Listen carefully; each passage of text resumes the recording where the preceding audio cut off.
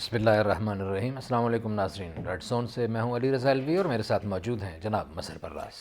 خواتین حضرات، آپ کی خدمت میں سلام اور حسب سابق حسب روایت پاکستان کے لیے دعا۔ اللہ تعالی ہمارے اس عظیم وطن کو سلامت رکھے، یہ وطن ترقی کرے، اس کی ترقی سے ہی ہم سب کی خوشحالی وابستہ ہے۔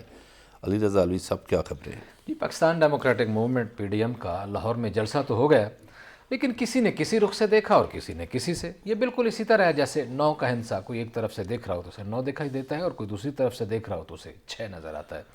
لیکن یہ 9 تھا یا 6، اس حوالے سے بھی بات کریں گے، کیونکہ اسپیشل برانچ اور پولیس کی رپورٹس کے مطابق تو جلسے کے شرکاء کی تعداد 10 سے 15 ہزار کے لگ بھگ تھی، لیکن لیگی رہنما اس کو بہت بڑی کامیابی قرار دے رہے ہیں۔ لیکن ہمیں یہ اطلاعات بھی ملی ہیں کہ مریم نواز نے ان لیگی سیاستدانوں کی گوشمالی کی ہے، ان کی کھچائی کی ہے، جن کے ذمہ ڈیوٹی تھی کہ بہت زیادہ تعداد میں لوگوں کو نکالیے، اور وہ نہیں نکال پائے۔ اس سے یہ بھی تاثر جاتا ہے کہ صرف حکومتی لوگ ہی نہیں، کسی نہ کسی سطح پر پی ڈی ایم کے رہنما اور خود مسلم لیگ کی قیادت، خاص طور پر مریم نواز کو اس بات کا ادراک ہے کہ انہیں جس طرح کی توقعات تھیں شاید وہ اس طرح کا شو آف پار نہیں کر پائیں۔ کیا صورتحال ہے، کیوں ایسے ہوا، اس کا بھی جائزہ لیں گے۔ پھر دوسری طرف حکومتی ترجمانوں نے بھی یقیناً یہ بات کی ہے، اور وہ بھی کسی حد تک شاید اپنی باتوں میں حق بجانب ہیں، ان کی ذمہ داری بھی ہے، کرٹیسائز بھی کیا ہے، جلسے کو چھوٹا بھی بتایا ہے، یہ بھی بتایا ہے کہ یہ لوگ ناکام ہو گئے ہیں اور یہ اس طرح کی کوئی سازش میں کامیاب نہیں ہوگی۔ کیا کیا باتیں کی گئی ہیں، اس کا بھی جائزہ لیں گے۔ پھر جلسے کی شرکاء کی جو تقاریر ہیں اس پہ بھی گفتگو کریں گے، اور جنوری کے آخر اور فروری کے وسط میں جو بات کی گئی ہے کہ اسلام آباد کی طرف لانگ مارچ کریں گے، جائزہ لینے کی کوشش کریں گے کہ ماضی میں جو اسلام آباد کی طرف لانگ مارچ آئے تھے کب آئے اور ان کے کیا کیا نتائج نکلے، کتنے کامیاب ہوئے، کتنے ناکام ہوئے، اور یہ بھی جائزہ لینے کی کوشش کریں گے کہ اسلام آباد میں بہت خوفناک قسم کی سردی پڑ رہی ہے۔ لاہور سے آنے والے، پنجاب سے آنے والے، ملتان سے آنے والے یا بلوچستان سے، جہاں جو خاص طور پر اس وقت سندھ اور بلوچستان JUIF کا مرکز ہے، ان علاقوں سے آنے والے لوگ اسلام آباد کی سخت سردی کا کس طرح مقابلہ کر پائیں گے، اس کا بھی جائزہ لیں گے۔ پھر ہم اپنے پروگرام میں شیخ رشید کے اس بیان کا بھی جائزہ لیں گے جس میں انہوں نے اپوزیشن کو مذاکرات کی دعوت دی ہے، اور اس تناظر میں یہ بھی دیکھیں گے کہ اسی حکومت کے رہنما، حکمران، وزراء، وزیر اعظم سمیت کچھ لوگ ماضی میں اپوزیشن سے مذاکرات کے حوالے میں کیا کہتے رہے ہیں۔ ماضی میں اگر انکاری تھے تو ابھی ایسی کون سی مشکل آ پڑی ہے کہ یہ مذاکرات کی طرف چل پڑے ہیں اور کہتے ہیں کہ مذاکرات ہونے چاہیے اور مذاکرات کا راستہ نہیں بند ہونا چاہیے۔ یہ بھی جائزہ لیں گے، مظہر اللہ صاحب سے پوچھیں گے کہ یہ کہیں شیخ رشید صاحب کی ذاتی رائے ہے یا حکومت کی پالیسی میں کسی جگہ سے تبدیلی آ گئی ہے۔ آج اسلام آباد ہائی کورٹ کے چیف جسٹس جسٹس اطہر من اللہ نے کہا ہے کہ انصاف کی فراہمی میں رکاوٹیں جو ہیں وہ ریاست کی طرف سے ڈالی جاتی ہیں، لیکن الزام عدلیہ پر آتا ہے۔ انہوں نے کہا ہے کہ ریاست فوری انصاف کی ذمہ داری فراہم کرنے میں ناکام ہو چکی ہے۔ انہوں نے یہ بھی کہا کہ ریاست کہیں نظر نہیں آتی۔ ساری صورتحال کا جائزہ لیں گے، لیکن سب سے پہلے مظہر اللہ صاحب کی طرف بڑھتے ہیں۔ پاکستان ڈیموکریٹک موومنٹ کا جلسہ لاہور میں جلسہ ہو گیا جی مظہر اللہ صاحب، سب نے لوگوں نے دیکھ لیا، کافی ڈسکشن ہو رہی۔ معاملہ یہ ہے کہ کسی کو 6 نظر آ رہا ہے، کسی کو 9 نظر آ رہا ہے، کسی کو زیادہ لوگ نظر آ رہے ہیں، کسی کو نظر آ رہے ہیں کہ اس پہ اوپر بڑی امیدیں تھیں۔ آخری جلسہ لاہور میں اس لیے رکھا گیا تھا کہ تباہی پھیر دیں گے، بہت رش ہوگا، یہ ہوگا وہ ہوگا، اور پھر کیا ہوا ہے؟ آپ کو کیا لگتا ہے تعداد کے حوالے سے؟ ایک غالب کا شعر ہے، بہت شور سنتے تھے پہلو میں دل کا، جو نکلا تو ایک جو چیرا تو ایک قطرہ خون نکلا۔ ٹھیک ہے، واہ، ایسے واہ واہ۔ تو یہی صورتحال ہوئی ہے۔ دیکھیے، بڑی توجہ دی مسلم لیگ نون نے اس پر، محترمہ مریم نواز نے بڑی ریلیاں بھی کی لاہور میں، وارم اپ ریلیز جنہیں آپ کہہ سکتے ہیں۔ گھر گھر جا کے دعوت بھی دی، گلی گلی جا کے دعوت بھی دی، FER بھی درج ہوئی، دونوں طرف کام ہوتا رہا، حکومت بھی کام کرتی رہی اور PDM بھی، PDM کیا نون لیگ میزبان تھی، وہ کام کرتے رہے۔ لیکن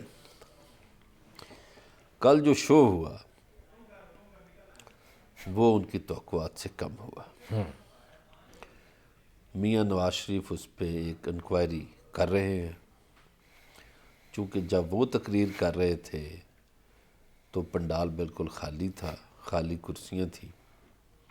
ایک تو حکومت کو اندازہ اس وقت ہو گیا تھا کہ یہ کتنا بڑا جلسہ کریں گے جب 1/4 حصہ منتخب کیا گیا۔ خیر ڈپٹی کمشنر لاہور نے اجازت تو نہیں دی تھی جلسے کی، لیکن انہوں نے کہا کر لیں جی، جو پرائم منسٹر کی ایک اسٹریٹجی تھی کہ نہ روکیں اور نہ اجازت دیں۔ نہ اجازت دیں، نہ روکیں نہ اجازت دیں۔ اچھا اب یہ 11 جماعتیں ہیں، 11 جماعتوں نے مل کر جلسہ کیا۔ خیبر پختونخوا سے بھی لوگ گئے، پنڈی سے بھی لوگ گئے، سرگودا سے بھی لوگ آئے، ملتان سے بھی آئے، ساہیوال سے، گجرانوالہ، لاہور، یہ سارے ڈویژنوں کے لوگ گئے۔ تو آخر کیا وجہ ہے کہ لوگ نہیں آ سکے؟ اور لاہور جو بڑا چارج تھا اس کے لوگ تو بالکل ہی نہیں آئے، اور جو پولیس کی رپورٹ ہے وہ تو 3 سے 4 ہزار یا 5 ہزار ہے، اسپیشل برانچ کی 6-7 ہزار تک جاتی ہے، جو آزاد ذرائع ہیں وہ 10 ہزار سے آگے نہیں بڑھ رہے، اور لیڈران جو جھوٹ بولتے ہیں اس کا کیا کیا جائے؟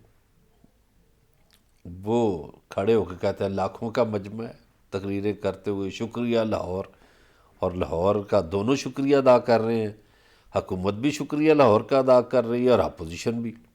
لگتا ہے لاہوریوں نے ٹھیک کھیل کھیلا ہے، وہ دونوں طرف سے شکریہ ادا کروا رہے ہیں، دیکھ لیں ہم نہیں گئے اور دیکھ لیں ہم آگے ہیں، جس طرح سیاستدان لاہوریوں سے کرتے رہے ہیں، اچھا میرا خیال ہے لاہوریوں نے وہ سیاستدانوں سے کیے۔ میرا یہ خیال ہے علی رضا علوی صاحب کہ ہمارے ہاں نظریاتی سیاست ختم ہو گئی ہے، انتقال فرما گئی ہے۔ انتقال ہو گیا نظریاتی سیاست کا۔ لوگ دولت کی بنیاد پر آگے آتے ہیں اور دولت کی بنیاد پر لوگوں کو اکٹھا کرنا چاہتے ہیں۔ ایک مظاہرہ بھی ہوا نا، آپ کو پتہ ہے کہ کچھ 400 بندوں کو دہاڑی نہیں دی۔ اچھا مبینہ طور پر کہا جاتا ہے کہ اس جلسے پر 1.25 ارب روپیہ خرچ آیا۔ اب پتہ نہیں جو انتظام کرنے والا ہوگا اس کی بھی دہاڑی لگ گئی ہوگی۔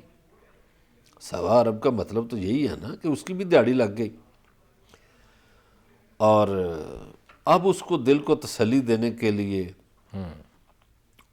جو نون لیگ کے کئی حامی ہیں وہ کہہ رہے ہیں سردی بہت سی، فلانا تھا۔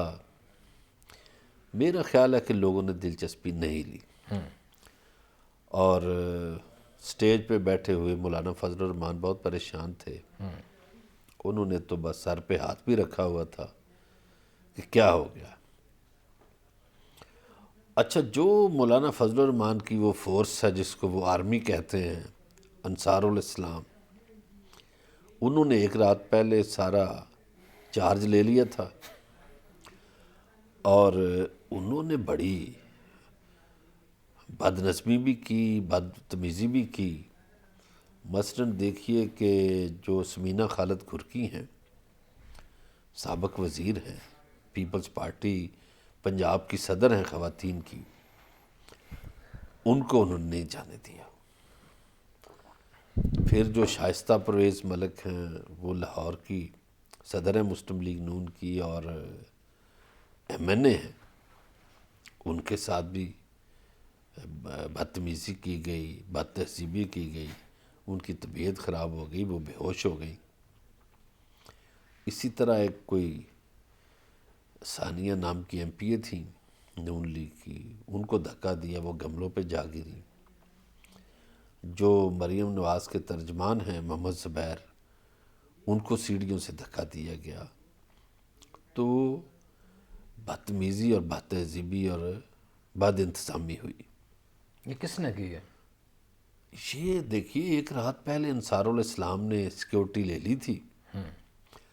ایک تو میرا خیال ہے مسلم لیگ نون سے غلطی یہ ہوئی کہ وہ جلسے کے تو وہ میزبان تھے، انہیں سیکیورٹی اپنے ہاتھ میں رکھنی چاہیے تھی، انہوں نے سیکیورٹی دے دی مولانا کے آدمیوں کو۔ اب مولانا کے آدمی کئی لوگوں کو جانتے ہیں، کئیوں کو نہیں۔ رانا ثناءاللہ کو بڑا اندر نہیں جانے دیا گیا پہلے۔ ہاں وہ پنجاب کے صدر ہیں مسلم لیگ نون کے، ایم این اے ہیں، ان کے ساتھ بھی ایسا ہوا۔ یہ چیز تو پھر نون لیگ کے اندر ایک توڑ پھوڑ کا باعث بن جائے گی کہ دیکھیے جو مین لیڈر ہیں اور جو آپ کی اس طرح کے غلط صحیح بیانیے کے باوجود مشکل سے یا آسانی سے وفاداری کی مجبوریوں میں یا کسی ناراضگی کی کسی کے اور سے ناراضگیوں کی مجبوریوں میں آپ کے ساتھ کھڑے ہیں، اور آپ کے پاس آتے ہیں اور آپ انہیں آنر ہی نہیں دیتے، اپنے گھر آتے ہیں نا، اپنا جلسہ ہے، لاہور آپ کا اپنا شہر ہے، آپ کا اپنا جلسہ ہے، آپ میزبان ہیں اور آپ شریک نہیں ہو سکتے. سبحان اللہ. آپ دیکھیے کہ الوی صاحب وہ جو بندہ ہے ملک ریاض شہدرہ سے، اس نے مریم نواز کی ریلی کروائی تھی، اس کو نہیں داخل ہونے دیا گیا. تو باقی اگر لیڈران کے ساتھ یہ رویہ رہا تو عوام کے ساتھ کیا ہوا گا؟ کیا رویہ ہوگا؟ یہ تو جو عام کامن لوگ ہیں.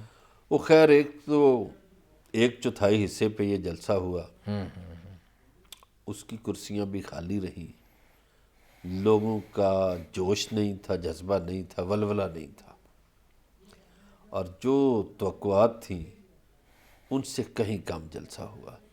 اچھا، یعنی آپ کے خیال میں مجمع اتنا چارج نہیں تھا جتنا ہونا چاہیے تھا؟ بالکل چارج نہیں تھا. اچھا. ایک فلاپ شو ہوا. دوسرا، حکومت کی جو حکمت عملی تھی وہ بڑی کامیاب رہی. ایک تو مریم نواز کو اپنے مشیروں پر غور کرنا چاہیے. ان کے جتنے مشیر ہیں وہ مخصوص سیٹوں والے ہیں، عوامی لوگ نہیں ہیں. مثلا وہ پرویز رشید کو ساتھ انہوں نے رکھا، مصدق ملک کو ساتھ رکھا، زبیر صاحب کو ساتھ رکھا. یہ تینوں ادھار کی سیٹ پر آتے ہیں. اسی طرح جو خواتین ان کے ساتھ ہیں جیسے مریم اورنگزیب ہے، حنا پرویز بٹ ہے یا عظمہ بخاری ہے، یہ مخصوص سیٹوں پر آتی ہیں. تو جو ڈائریکٹ عوامی نمائندہ ہے وہ ان کے ساتھ کوئی نہیں. تو انہیں اپنے مشیروں پر غور کرنا چاہیے. نہیں، اور شاید خاقان عباسی، احسن اقبال، رانا ثناء اللہ، رانا مشہود. مشیر نہیں ہے یہ. ہاں، مشیر وہی ہیں. مشیر وہی ہیں. تو جو مشیر ہیں ان پہ ان کو غور کرنا چاہیے. اور یہ فلاپ ہوا بھی شو جو ہے وہ مشیروں کی وجہ سے ہے. پھر مسلم لیگ نون لاہور کے صدر ہیں پرویز ملک، MNA ہیں، پرانے مسلم لیگی ہیں اور پرانے لاہوری ہیں. پرویز ملک سب کہیں دکھائی نہیں دیے. اچھا، پھر ایک اطلاع ہمیں پنجاب کی جو معاون خصوصی ہیں وزیر اعلیٰ پنجاب کی ڈاکٹر فردوس عاشق اخوان، انہوں نے اپنی پریس کانفرنس میں یہ بتایا کہ بہت سے لوگوں کو میاں شہباز شریف اور حمزہ شہباز کی خفیہ جو میسیجز تھے ان کی وجہ سے نہیں آئے لوگ. وہ خفیہ میسج کیا تھا؟ کہ نہ جاؤ، یہی ہوگا نا. دیکھیے، اچھا، حکومتی ٹیم نے بڑا کل اچھا پرفارم کیا. ایک تو انہوں نے سارا دن ہر چینل پر اپنے بندے بٹھائے تھے، اور نون لیگ کے نہیں تھے لوگ. ان کی حکمت عملی ناکام رہی. انہوں نے ٹویٹر پہ شہباز گل کو نے بڑا کام کیا. پھر ان کے بندے جو تھے نئے وزیر داخلہ شیخ رشید صاحب، شبلی فراز، سینیٹر فیصل جاوید، اور پھر لاہور میں ڈاکٹر فردوس عاشق اخوان، فیاض الحسن چوہان اور راجہ بشارت، یہ لگے رہے. ڈاکٹر فردوس تو پنجاب جا کے زیادہ ایکٹیو ہو گئی ہیں نا. انہوں نے کل بڑے میڈیا روم بنائے ہوئے تھے اور ڈی سی کے آفس میں بھی، جہاں سے وہ چیک کر رہی تھی. اچھا، اب یہ جو ہمارے کچھ دوست وہاں جرنلسٹ ہیں، انہوں نے بتایا کہ یہ نون لیگ کا ایک خواب تھا کہ ہم کوئی ریکارڈ توڑ دیں گے جلسے کا جو اکتوبر 2011 میں عمران خان کا ہوا تھا. وہ ریکارڈ نہیں ٹوٹ سکا. جی، یہ ریکارڈ جو ہے وہ تو نہیں ٹوٹ سکا، بلکہ ریکارڈ کیا ٹوٹنا ہے. ہمارے پاس ذرائع کا کہنا یہ ہے کہ مریم نواز شریف بہت غصے میں ہے اور انہوں نے لیگ کا یہ جلسہ جو ہے ناکام بنانے کی ناکامی ہوئی نا، کہ جنہوں نے لوگ نہیں نکالے تو وہ ایک ناکامی کے انہوں نے ایکشن لے لیا ہے. نواز شریف بھی ناراض ہیں، مریم نواز بھی ناراض ہیں کہ ان کے باوفا لوگ جو ہیں اپنے وفاداروں کو کیوں نہیں لا سکے. اس پہ بھی بات کریں گے. ہمارے ساتھ رہیے گا، ملتے ہیں بریک کے بعد.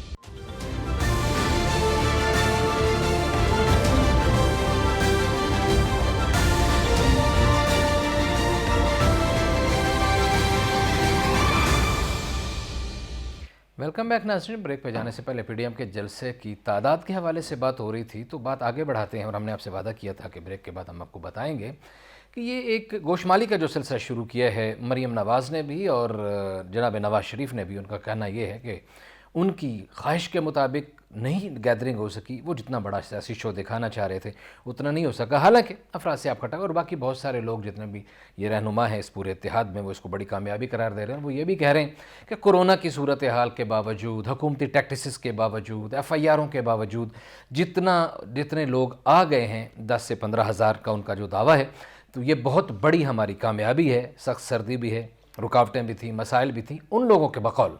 लेकिन दूसरी जानिब की अंदर की ख़बरें ये हैं, जैसा कि हम आपको हमेशा अंदर की खबर देने की कोशिश करते हैं, कि नवाज़ शरीफ और मरीम नवाज़ बहुत सख्त नाराज़ हैं। उन्होंने लीगी लीडर्स जो हैं, मुतल्लिका MPs MNAs जो नहीं लोगों को ला सके, उनकी गोशमाली शुरू कर दी है। जनाब मज़हर बरलास साहब को अंदर की वाक़यात ज़रा बताएं ना नाजरीन को। अच्छा, एक तो वो गोशमाली शुरू कर दी है, दूसरा जो एक टेम्पो बनाया था मरीम नवाज़ ने रैलियां करके गली गली जाके,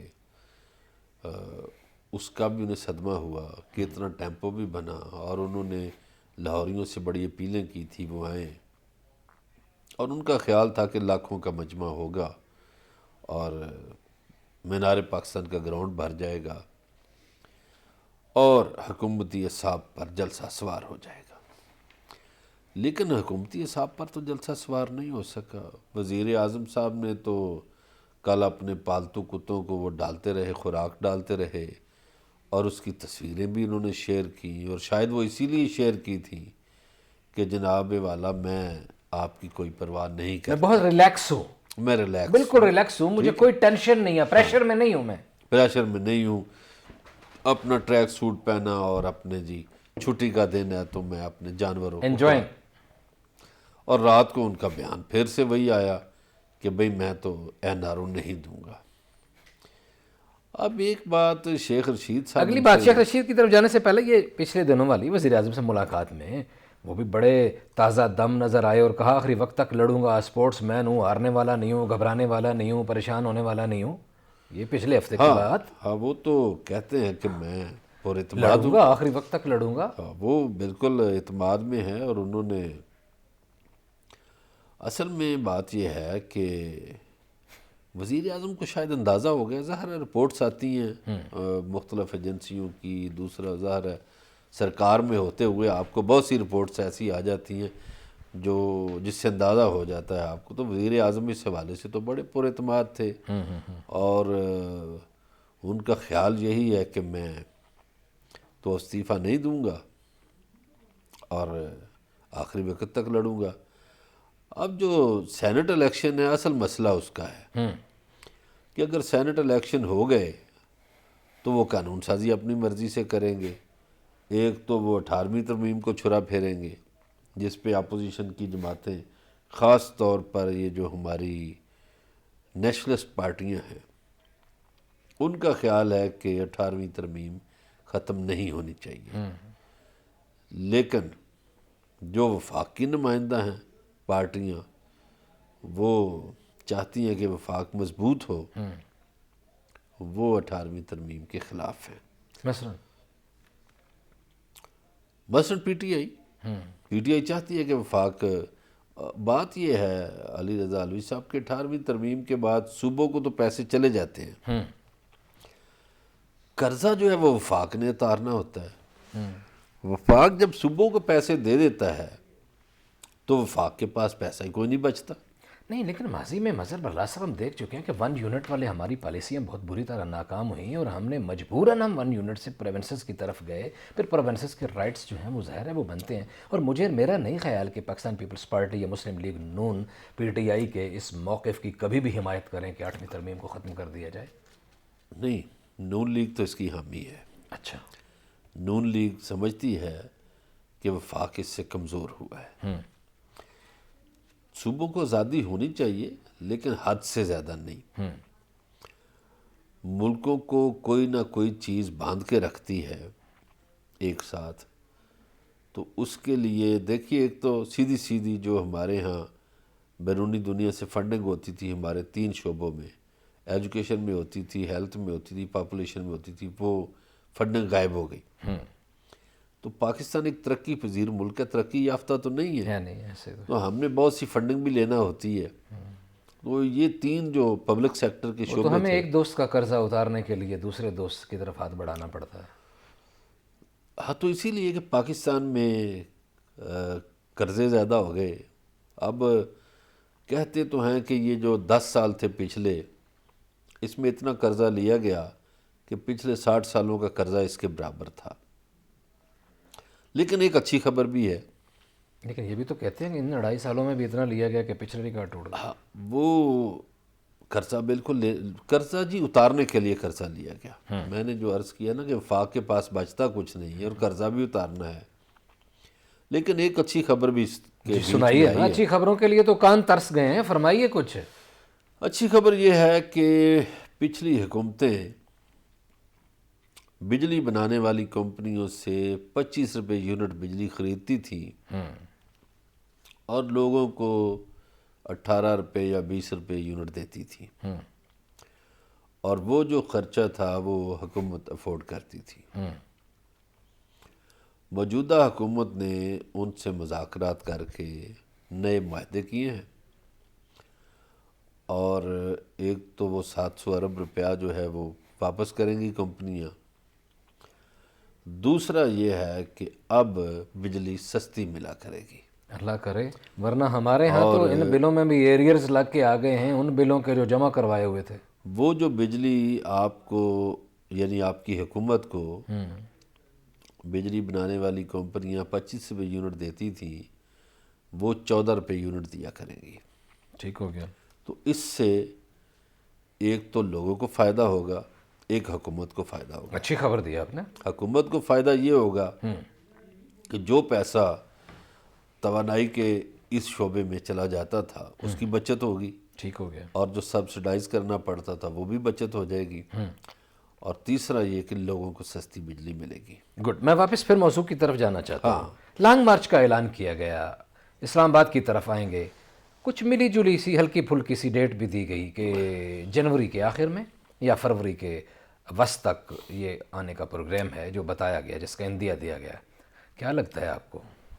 دیکھیے آج ان کا اجلاس ہوا ہے جاتی عمرہ میں پھر سے، اور اس میں کل والے جلسے کا بہت جائزہ لیا گیا ہے، مایوس کن جلسے کا۔ اس کی ابتدا تو شاید ایاز صادق کے گھر سے ہی ہو گئی تھی۔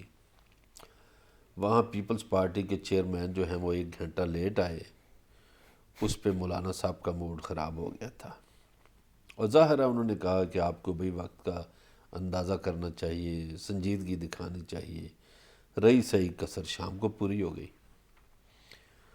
اور جلسے نے مایوس کیا ان کو۔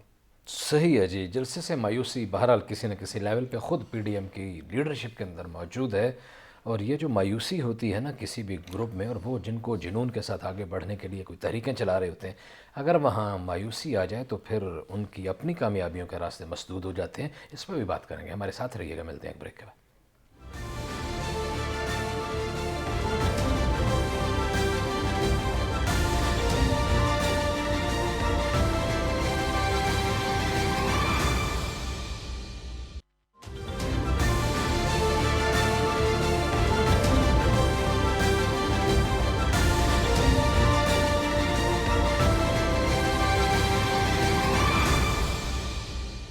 ویلکم بیک ناظرین، بریک پہ جانے سے پہلے یہ مایوسی کی بات کر رہے تھے کہ کچھ حلقے جو ہیں وہ مایوس ہو گئے ہیں اپنی کارکردگی کی وجہ سے، اور گوشمالی والا معاملہ بھی ہے۔ تھوڑا سا جی اس پہ کچھ شرکاء کی تقریر پہ ذرا بات ہو جائے، یہ پی ڈی ایم والوں میں کیا ہوا اور کیا، اور یہ مجھے یہ بتا دیں کہ اتنی ٹھنڈ میں اسلام آباد میں تو ہم سے سانس نہیں لیا جا رہا ہے، اتنی شدید سردی پڑ رہی ہے آج اسلام آباد میں، اور یہ بھی کہا گیا ہے کہ آئندہ یہ 15 تاریخ سے اور بہت زیادہ شدید ہو جائے گی۔ تو یہ جو آ رہے ہیں وہ ادھر اسلام آباد کی سردی بھگت لیں گے، وسطی پنجاب کے، ملتان کے، بلوچستان کے، سندھ کے لوگ؟ نہیں جی، سردی اس دفعہ زیادہ ہے، برف باری ہو رہی ہے، اور میرا خیال ہے ان کو فروری میں لے جانا پڑے گا لانگ مارچ۔ اس سے پہلے ایک جلسہ ظاہرہ ہوگا گڑھی خدا بخش میں، اس جلسے پہ اب اپوزیشن کی کافی تیاری ہو رہی ہے، وہ محترمہ بینظیر بھٹو شہید کی برسی پہ، تو اس جلسے سے ہو سکتا ہے اپوزیشن میں حوصلے جو ہیں وہ بڑھیں۔ ابھی تک اب مجھے یہ نہیں سمجھ آتی کہ وہ کہتے ہیں جی ہم NRO نہیں دیں گے، وہ کہتے ہیں جی ہم NRO نہیں دیں گے، وہ کہتے ہیں ہمارا، ہاں وہی نہ لینے والے کو راضی نہ دینے والے کو راضی. وہ یہ کس سے NRO مانگ رہے ہیں؟ وہ ایک بات جو کی شیخ رشید نے کہ بھائی یہ مذاکرات کس سے چاہتے ہیں؟ حکومت تو مذاکرات کے لیے تیار ہے.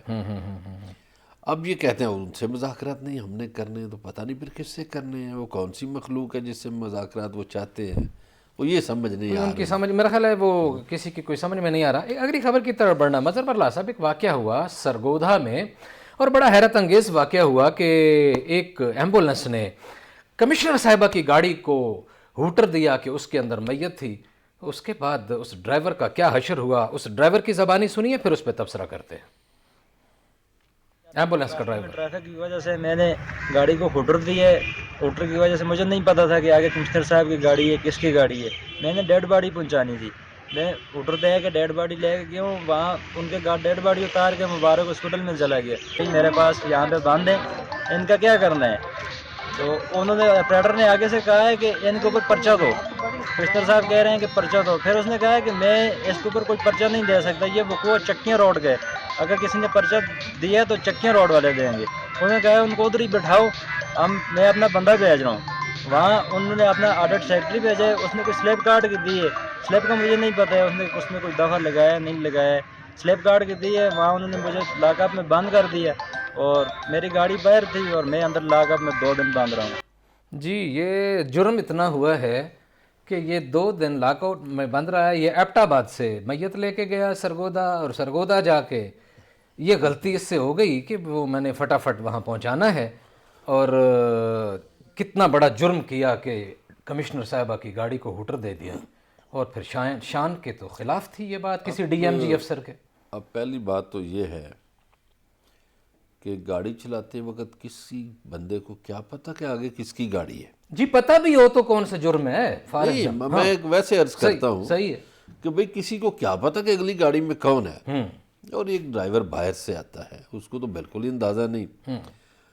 نمبر 2، ہم سیاستدانوں پر بہت تنقید کرتے ہیں، ہمارے فوج کے اداروں پر بھی بڑی تنقید ہوتی ہے، جوڈیشری پر بھی لوگ کئی باتیں کر جاتے ہیں. لیکن یہ جو بیوروکریسی ہے جس کے ذمے اصل نظام چلانے کا سارا کھیل، تو بیوروکریٹ بڑی صفائی سے بچ جاتے ہیں. کیونکہ سارے دوست ایک بیٹھے تو ہوتے ہیں یہ ہے کہ ہم سے یہ غلطی ہوئی، اس میں سیاستدان بھی ہمارے شریک ہیں اس غلطی میں، کہ ہم نے انگریز کا بنا بنایا نظام اپنا لیا. صحیح ہے. یہ بابو سارے انگریز کے دیے ہوئے ہیں، یہ ہمارا سسٹم نہیں ہے، یہ غلاموں کے لیے سسٹم بنایا گیا تھا. ٹھیک ہے. اور آج کا بابو بھی لوگوں سے غلاموں جیسا سلوک کرتا ہے. تو بھائی جب 15 کنال کی کوٹھی میں کمشنر صاحبہ رہ رہی ہوں گی تو وہ تو آپ کو پتہ ہے سرگودھا میں کمشنر ہاؤس کتنا بڑا ہے؟ 15 کنال کا نہیں، زیادہ ہے. 25 میرا خیال ہے، شاید اس سے بھی زیادہ ہے. بالکل. ہاں جی. وہ سارے شہروں میں ایسے ہی. ہاں. اب جو اچھا بھلا آدمی ہے، کھاتا پیتا، وہ 2-4 کنال کے گھر میں رہتا ہے، بڑے پیسے والا جو ہے.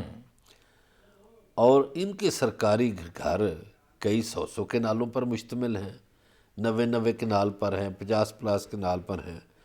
اور ان کو سرکاری ملازم سارے 50 ملازم. اب میں آپ کو بتاؤں کہ پچھلے دنوں ایک کچھ فگرز میرے پاس آئے آزاد کشمیر کے حوالے سے.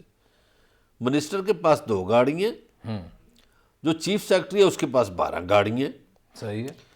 تو اسی طرح یہ بیوروکریسی نے ہر صوبے میں ہر جگہ یہ چکر چلایا ہوا ہے. اور پھر بیوروکریسی میں جو گروپ ہے یہ DMG کا، یہ تو برہمن ہے نا. ہاں.